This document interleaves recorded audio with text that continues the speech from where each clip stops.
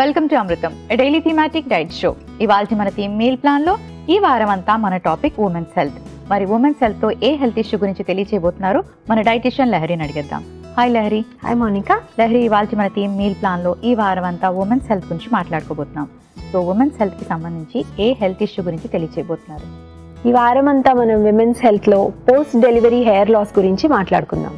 ఈ వారం అంతా ఉమెన్స్ హెల్త్ లో పోస్ట్ డెలివరీ చాలా మంది ఉమెన్ హెయిర్ లాస్ సఫర్ అవుతూ ఉంటారు. అలా హెయిర్ లాస్ అవ్వకుండా ఉండాలి అన్నా, మళ్ళీ చక్కటి హెయిర్ గ్రో అవ్వాలి అన్నా ఎటువంటి హెల్దీ డైట్ ని తీసుకోవాలి అనే విషయాలు ఈ వారం తెలుసుకుందాం. మరి ముందుగా ఈరోజు బ్రేక్ఫాస్ట్ టైం. బ్రేక్ఫాస్ట్ ని హెల్దీగా ఎలా ప్లాన్ చేసుకోవాలి మాట్లాడుకుందాం.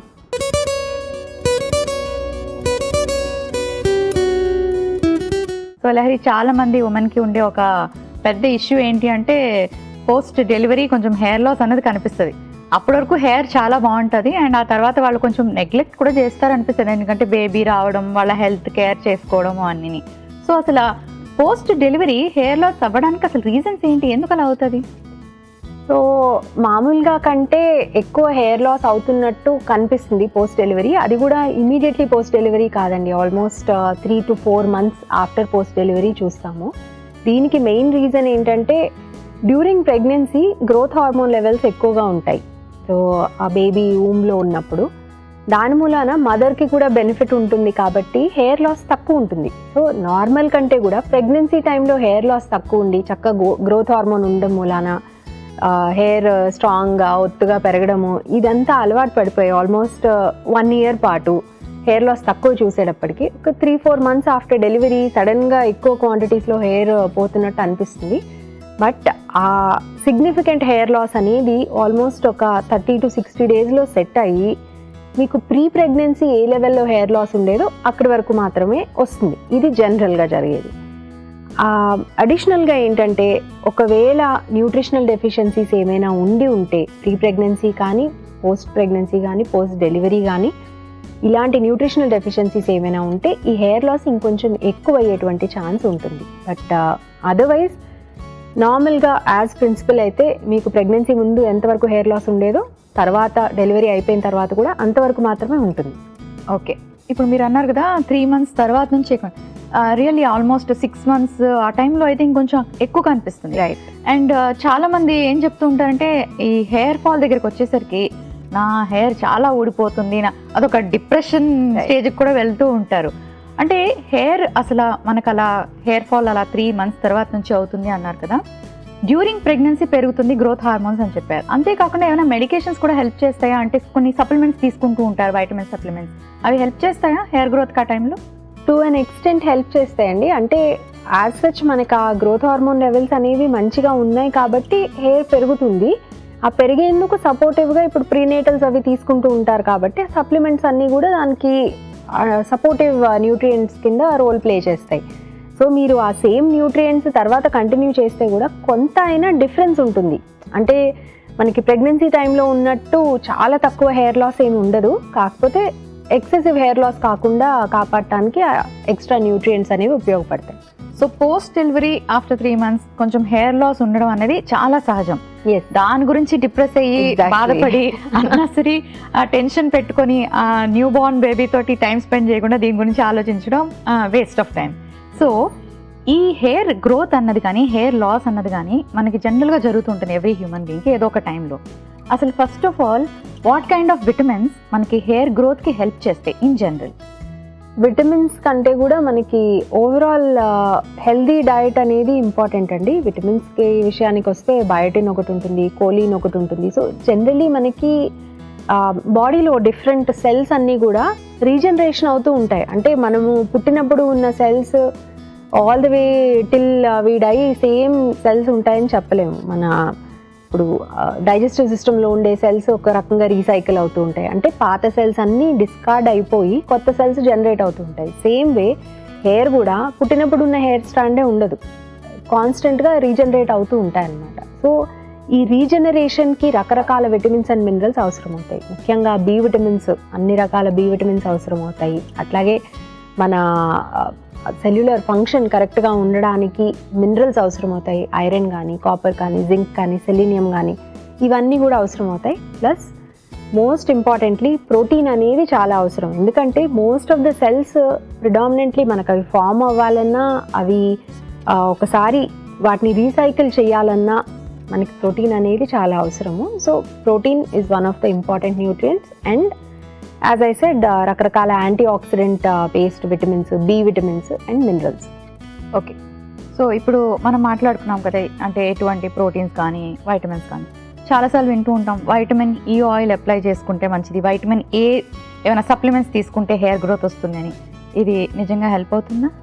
ఎక్స్టర్నల్గా మనం ఏం అప్లై చేసుకున్నా సరే లోపలికి తీసుకునే దాని మూలాన మనకి 90% ఎఫెక్ట్ ఉంటుందండి. పైన రాసుకునే దానికి ఒక 10% మాత్రమే ఇంపాక్ట్ ఉంటుంది. సో వైటమిన్ ఈ కానీ ఏ కానీ ఇట్లాంటివి ఏవైనా సరే పౌడర్ చేసో లేకపోతే ఆ క్యాప్సిల్ని కట్ చేసి ఆ లిక్విడ్ అప్లై చేసుకుని ఇట్లాంటివన్నీ చేసే బదులు డయట్లోనే ఈ న్యూట్రియంట్స్ రిచ్ ఉండేటువంటివి తీసుకుంటే మీకు ఇంకా ఎక్కువ బెనిఫిట్ ఉంటుంది. సో వైటమిన్ ఈ కూడా ఇంపార్టెంటే. యాజ్ ఐ సెడ్ అన్ని రకాల న్యూట్రియంట్స్ ఒక పర్టికులర్ బ్యాలెన్స్లో ఉంటేనే మనకి ఓవరాల్గా హెల్ప్ అవుతుంది. అంతేగాని బయోటిన్ అనేది చాలా అవసరము, లేకపోతే B12 అనేది చాలా అవసరము, జింక్ అనేది చాలా అవసరం. సో ఇండివిజువల్గా ఈ ఒక్క న్యూట్రియంట్ నేను తీసుకుంటాను నా హెయిర్ బాగా పెరిగిపోతుంది అనుకోకూడదు. ఓకే, సో వారం అంతా కూడా పోస్ట్ డెలివరీ హెయిర్ ఫాల్ ఎవరికైతే ఉంటుందో వాళ్ళు ఎటువంటి హెల్దీ బ్రేక్ఫాస్ట్ని ప్లాన్ చేసుకోవాలి అనే విషయాన్ని చార్ట్ రూపంలో తెలియచేయండి. విమెన్స్ హెల్త్లో పోస్ట్ డెలివరీ హెయిర్ లాస్ కంట్రోల్లో ఉండడానికి ఎటువంటి బ్రేక్ఫాస్ట్ తీసుకోవాలో చార్ట్ రూపంలో చూద్దాం. సోమవారం పాలకూర పోహా, మూంగ్ దాల్ కోసంబరి. మంగళవారం sweet potato pancakes, beetroot chutney.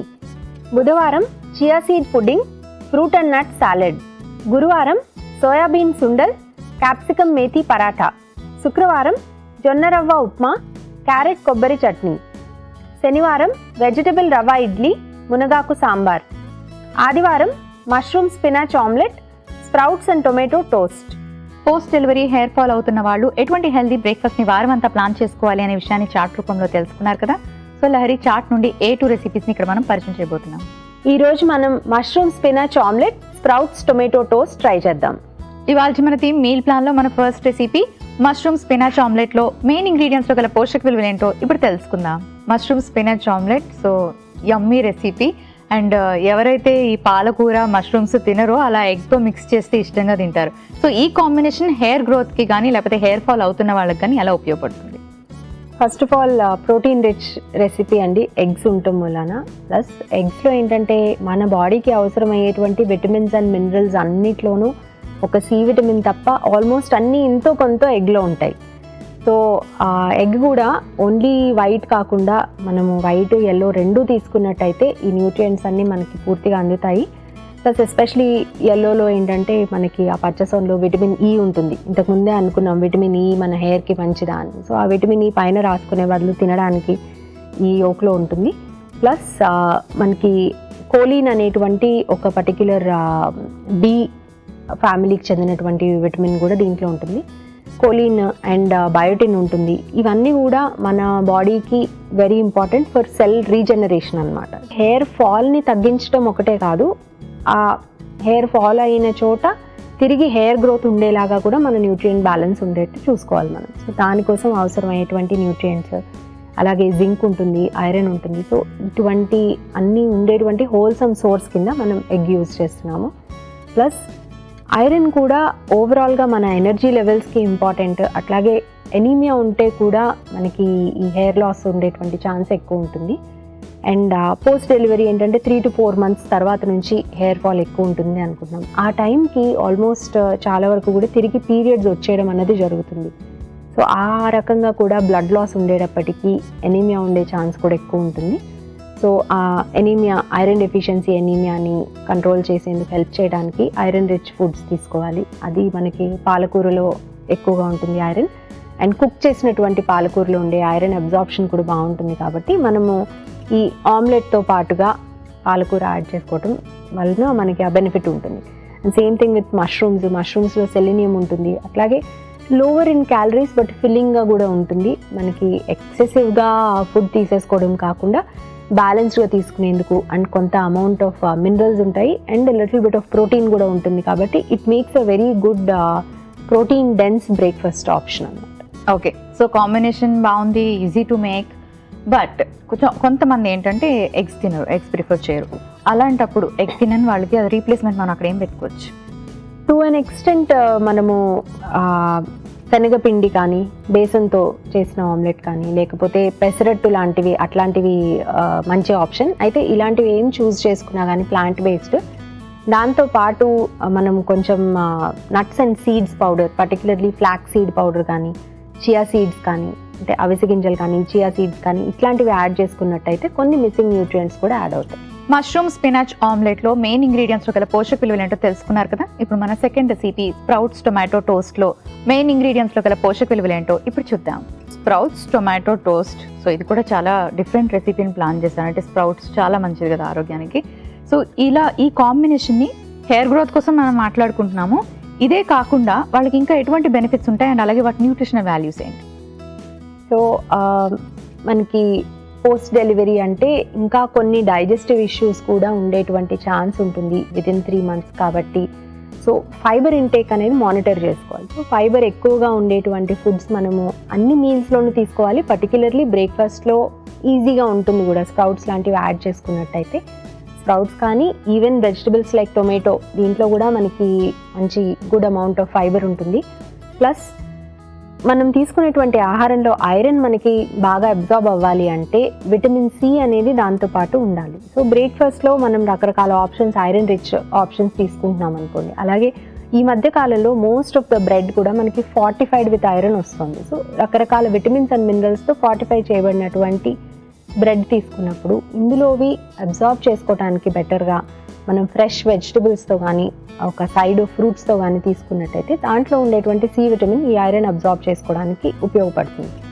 So ఆ రీజన్తో మనం ఈ కాంబినేషన్ అనేది చూస్ చేసుకున్నాము. బ్రౌన్ బ్రెడ్ కానీ హోల్ గ్రెయిన్ బ్రెడ్ కానీ నట్స్ అండ్ సీడ్స్ యాడ్ చేసినటువంటి బ్రెడ్ కానీ ఇవన్నీ కూడా good sources of fibre and కొంత అమౌంట్ ఆఫ్ గుడ్ ఫ్యాట్స్ కూడా ఉంటాయి. ప్లస్ మనకి స్ప్రౌట్స్ విషయానికి వచ్చేటప్పటికి not only is this protein rich అండి, దీంట్లో ఉండేటువంటి గుడ్ కైండ్ ఆఫ్ కార్బోహైడ్రేట్స్ కూడా హంగర్ కంట్రోల్లో ఉండడానికి అట్లాగే కొంతసేపు ఫిల్లింగ్గా ఉండడానికి కూడా మనకి ఇది బాగా ఉపయోగపడుతుంది. And tomatoes in addition to vitamin C and all దీంట్లో లైకోపిన్ అనేటువంటి యాంటీ ఆక్సిడెంట్ ఉంటుంది. సో మనకి పోస్ట్ డెలివరీ స్ట్రెస్ లెవెల్స్ కానీ ఇవన్నీ ఎక్కువ ఉన్నప్పుడు కూడా దానివల్ల కూడా హెయిర్ లాస్ ఎక్కువ ఉంటుంది. సో అది కంట్రోల్ చేసేందుకు ఆ స్ట్రెస్ లెవెల్స్ ఎక్కువ ఉన్నప్పుడు మన బాడీకి యాంటీ ఆక్సిడెంట్స్ కూడా ఎక్కువ అవసరం అవుతాయి. So antioxidant rich food తీసుకోవడం కూడా ఇంపార్టెంట్. ఓకే, స్ప్రౌట్స్ టొమాటో టోస్ట్లో మెయిన్ ఇంగ్రీడియంట్స్లో గల పోషక విలువలు ఏంటో తెలుసుకున్నారు కదా. Thank you Lahari. ప్రసన్న ఇలా అడుగుతున్నారు, నేను ఎవ్రీ మంత్ 4 to 5 days వరకు ఐరన్ సప్లిమెంట్స్ తీసుకుంటాను, ఇలా రెగ్యులర్గా ఫాలో అవ్వచ్చా? ఇదివరకు నాకు హిమోగ్లోబిన్ లెవెల్స్ తక్కువ ఉన్నాయని డాక్టర్ చెప్పారు. హలో ప్రసన్న గారు, ఒకప్పుడు మీకు హిమోగ్లోబిన్ లెవెల్స్ తక్కువగా ఉండి అప్పుడు డాక్టర్ ప్రిస్క్రైబ్ చేసినట్టయితే ఆ టైం వరకు యూజ్ చేసుకోవచ్చు iron supplements. But after that మీరు మీ అంతట మీరుగా సొంత వైద్యంగా కాకుండా ఎవరైనా ఫిజిషియన్ సలహాతో మాత్రమే ఎంత ఫ్రీక్వెన్సీలో తీసుకోవాలి, ఏ డోసేజ్లో ఐరన్ సప్లిమెంట్ తీసుకోవాలి అన్నది తెలుసుకుని మాత్రమే ఇలా సప్లిమెంట్స్ యూజ్ చేయాలి. ఇవాళ మన first recipe mushroom spinach omelette.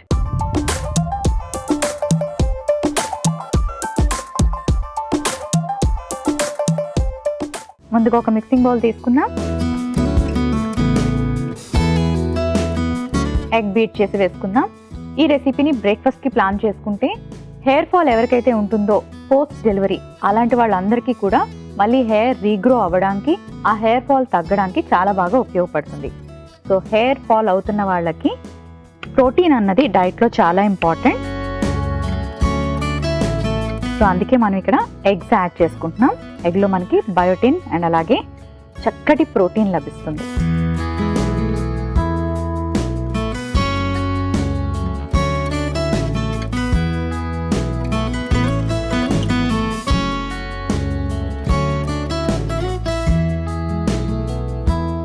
So egg beat చేసుకున్నాక ఇందులోకి మనం యాడ్ చేసుకుంటున్నాం ఉల్లిపాయ ముక్కలు, మష్రూమ్స్. సో మష్రూమ్లో మనకి ప్రోటీన్ చక్కగా ఉంటుంది, ఫైబర్ ఉంటుంది అండ్ మంచి వైటమిన్స్ ఉంటాయి. ప్రోటీన్ చాలా ఇంపార్టెంట్ కాబట్టి మనం ఇక్కడ మష్రూమ్స్ కూడా తీసుకుంటున్నాం. పాలకూర. సో చాలామంది పోస్ట్ డెలివరీ అనెమిక్గా అవడం వల్ల కూడా ఐరన్ డెఫిషియన్సీ వల్ల హెయిర్ లాస్ ఎక్కువగా అయ్యే అవకాశం ఉంటుంది. సో ఐరన్ అన్నది మనకి సప్లిమెంట్స్ కాకుండా న్యాచురల్గా ఫుడ్ నుంచి లభించాలి అంటే స్పినాచ్, పాలకూర చాలా చాలా చక్కటి ఐరన్ సప్లిమెంట్ అవుతుంది మనకి. సో అందుకే మనం పాలకూరని యాడ్ చేసుకున్నాం. ఫోలిక్ యాసిడ్, ఫైబర్ అన్నీ కూడా పాలకూరలో అధికంగా ఉంటాయి. ఇప్పుడు ఇందులోకి మనం కొంచెం మిరియాల పొడి, చిల్లీ ఫ్లేక్స్, కొంచెం ఉప్పు, కాస్త వెల్లుల్లి పొడి వేసుకుందాం. ఇవన్నీ వేసుకొని స్టవ్ ఆన్ చేసి తవా హీట్ చేసుకుందాం. తవా కాస్త హీట్ చేసుకోవాలి. ఈలోపు ఇది మిక్స్ చేసుకుందాం. తీసుకునే అన్ని మీల్స్ కూడా ప్రాపర్గా protein and all type of vitamins అనమాట, అన్ని రకాల వైటమిన్స్ బ్యాలెన్స్డ్గా ఉండేలాగా ప్లాన్ చేసుకుంటే హెయిర్ ఫాల్ తగ్గుతుంది. మళ్ళీ హెయిర్ రీగ్రో అవ్వడానికి కూడా మనకు అలాంటి చక్కటి హెల్తీ డైట్ బాగా ఉపయోగపడుతుంది.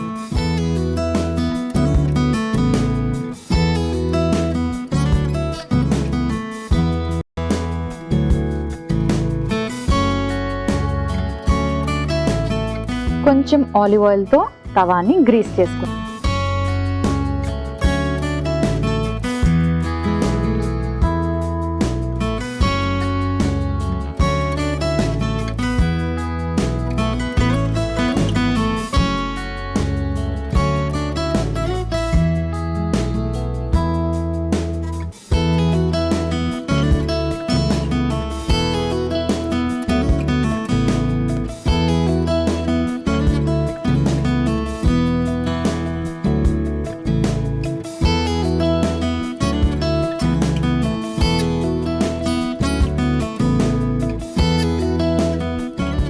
మనం మష్రూమ్ అండ్ అలాగే పాలకూర ఇలాంటి వెజిటబుల్స్ అన్నీ వేసుకున్నాం కాబట్టి మనకు కాస్త స్లోగా కుక్ అవ్వాలి. మూత పెట్టుకుందాం.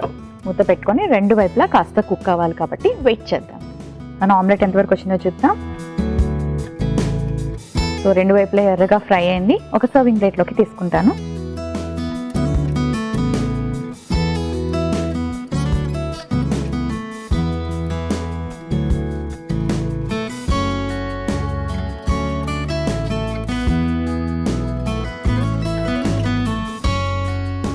మష్రూమ్ స్పినాచ్ ఆమ్లెట్ రెడీ అయిపోయింది.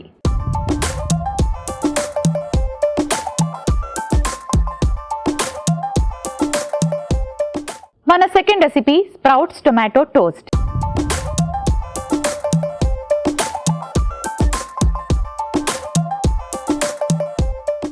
స్ప్రౌట్స్ టొమాటో టోస్ట్ బ్రేక్ఫాస్ట్ కి సూపర్ పర్ఫెక్ట్ గా ఉంటుంది, లైట్ గా కూడా ఉంటుంది అండ్ చాలా హెల్దీ. ఎస్పెషలీ పోస్ట్ డెలివరీ ఎవరికైతే హెయిర్ ఫాల్ ఎక్కువగా ఉంటుందో అలాంటి వాళ్ళకి ఈ టోస్ట్ చాలా బాగా ఉపయోగపడుతుంది. స్టవ్ ఆన్ చేసుకుందాం. బ్రెడ్ స్లైసెస్ మనం wheat bread, whole wheat bread తీసుకున్నట్టుగా అయితే కొన్ని ఫార్టిఫైడ్ కూడా వస్తూ ఉంటాయి. అలాంటి ఐరన్ ఫార్టిఫైడ్ అయితే కూడా చాలా బాగా ఉపయోగపడతాయి. ఎందుకంటే కొంతమంది పోస్ట్ డెలివరీ ఎనిమిక్గా ఉండడం వల్ల కూడా హెయిర్ లాస్ అవుతుంది కాబట్టి. సో బ్రెడ్ స్లైసెస్ని లైట్గా టోస్ట్ చేసుకుందాం. అండ్ ఇంతే కాకుండా ఇందులో మనం స్ప్రౌట్స్ యూస్ చేస్తున్నాం. మీ అందరికీ తెలుసు, మొలకెత్తి ఇచ్చిన గింజల్లోని మనకి చక్కటి ప్రోటీన్ కానీ మినరల్స్ కానీ బోల్డ్ అంతా ఫైబర్ కూడా ఉంటాయి. ఎందుకంటే ఇవి పొట్టుతో తీసుకుంటున్నాం కాబట్టి మనకి హెయిర్ ఫాల్ అవుతున్నప్పుడు కానీ లేకపోతే పోస్ట్ డెలివరీ కానీ ఎవరికైతే హెయిర్ ఫాల్ ఉంటుందో అలాంటి వాళ్ళకి ప్రోటీన్ ఫుడ్ చాలా ఇంపార్టెంట్. కాబట్టి ప్రోటీన్ బ్రేక్ఫాస్ట్లో తగిన క్వాంటిటీలో ఉండేలాగా, దాంతోపాటు మిగతా అడిషనల్ వైటమిన్స్ కూడా ఉండేలాగా ప్లాన్ చేసుకోండి.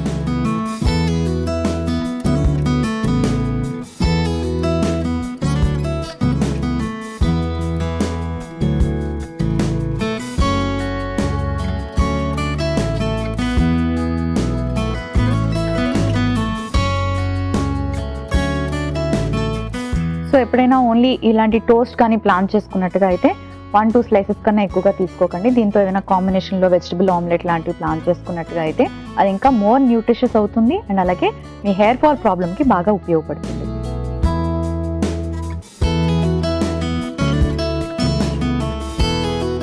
స్టవ్ ఆఫ్ చేసుకుందాం.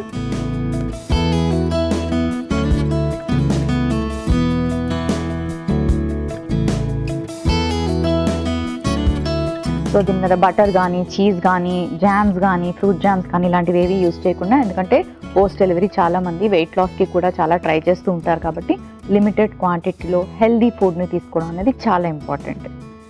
సో ఇప్పుడు మనం ఇందులోకి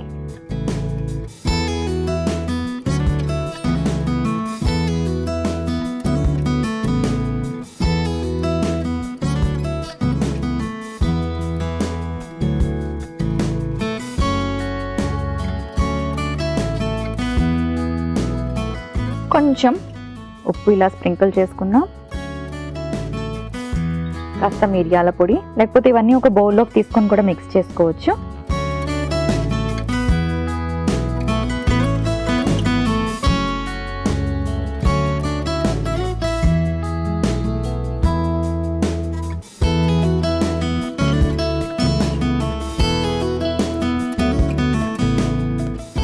ఇప్పుడు ఇంకొక స్లైస్తో దీన్ని ఇలా క్లోజ్ చేసుకుందాం.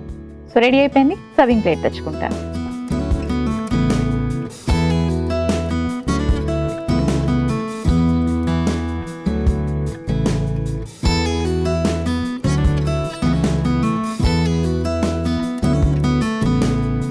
స్ప్రౌట్స్ టొమాటో టోస్ట్ రెడీ అయిపోయింది.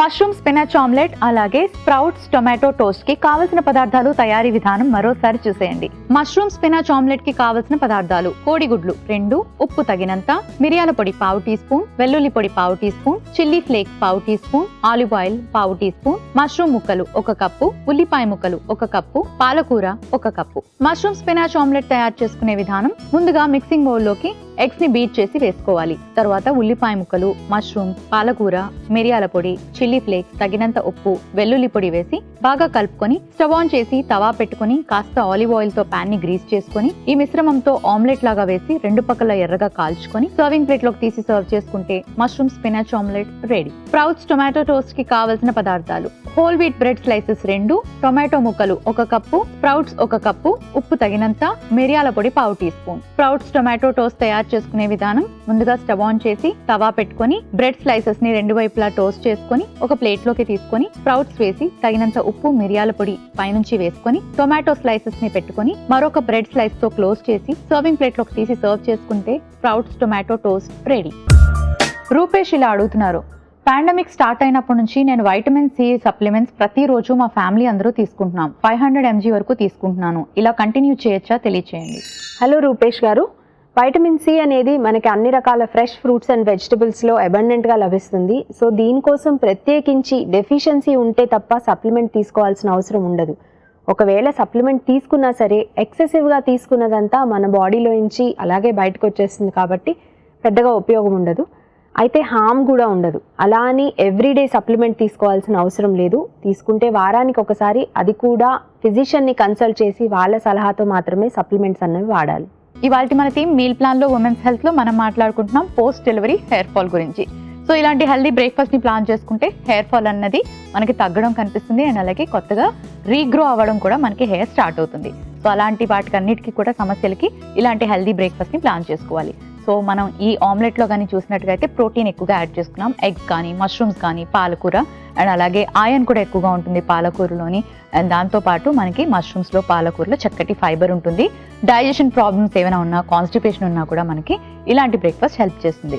అండ్ అలాగే బ్రెడ్ టోస్ట్లో చూసినట్టుగా అయితే స్ప్రౌట్స్ అగైన్ ప్రోటీన్, టొమాటో చక్కటి antioxidants and vitamins, fibre అన్నీ ఉంటాయి. అండ్ అలాగే హోల్ వీట్ బ్రెడ్ తీసుకున్నట్టుగా అయితే మనకి డైజెషన్కి బాగా హెల్ప్ చేస్తుంది, ఎందుకంటే ఫైబర్ ఉంటుంది కాబట్టి. ఈ కాంబినేషన్ మీరు కూడా బ్రేక్ఫాస్ట్కి ఒకసారి ట్రై చేయండి. చూసారు కదండి, ఇవాల్టి అమృతంలో 2 చక్కటి హెల్దీ బ్రేక్ఫాస్ట్ రెసిపీస్ని పరిచయం చేసాం. హెయిర్ ఫాల్ ఉన్న వాళ్ళందరూ కూడా ఇలాంటి చక్కటి రెసిపీస్ని ట్రై చేయండి. రేపు కూడా హెల్దీ రెసిపీస్తో మళ్ళీ కలుసుకుందాం.